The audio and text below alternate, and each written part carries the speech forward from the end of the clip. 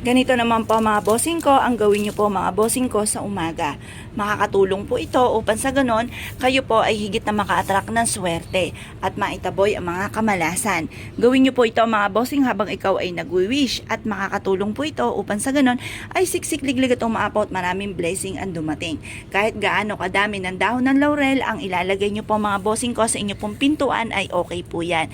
Ngayon po mga bossing, ilagay nyo po siya dyan, hayaan nyo lamang po yan at ihigo po yan ng mga negatibong enerhiya at magdudulot po yan sa inyo po ng napakaraming blessing mga bossing. Bukod po sa inyo pong sipag at tiyaga at pananalig sa mahal na Panginoon, ito po ay makakatulong upang sa ganon kayo po mga bossing ko ay maitaboy ang mga negatibong enerhiya na nagdudulot ng kamalasan at kontra sa lahat ng mga pinapangarap po ninyo. Kaya mas mainam na meron kayong ganyan na pang-attract ng swerte.